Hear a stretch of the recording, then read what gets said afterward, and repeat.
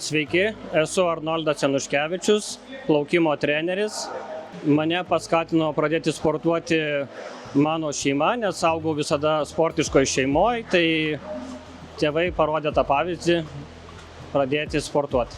Negalia iš tikrųjų netrukdo sportuoti, nes žmonėms turintiems tam tikrą negalią sportas kaip tik yra reikalingas ir jisai padeda žmogui įsitvirtinti visuomenėje.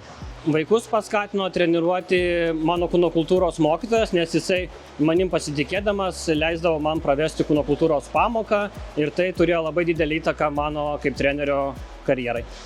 Vaikus be negalės teko treniruoti.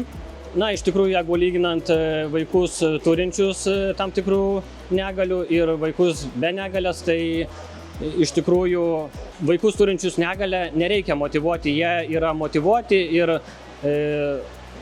klauso trenerio, didžiuojasi savo rezultatais pasiektais ir džiugu matyti tokius vaikus, kurie turi tam tikras negalės, kai jie fiziškai yra aktyvūs ir treniruojant vaikus su negale didžiausi iššūkiai pritaikyti jiems pratimus ir metodikas, nes mano grupėje yra įvairių negalių, pradedant nuo klausos, regos, fizinės negalės, taip pat su intelekto negale mes turime sportuojančių vaikų.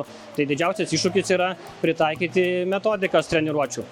Manau, kad žmonės turintys negalę ir tuo tarpu ir vaikai turintys negalę galėtų labiau įsitraukti į fizinį aktyvumą ar treniruotes. Tai reiškia, mes turime šviesti visuomenę, daugiau fizinio aktyvumo projektų turėtų būti ir sudarytos sąlygos įvairiuose Lietuvos miestuose sportuoti vaikams turintiems negalę.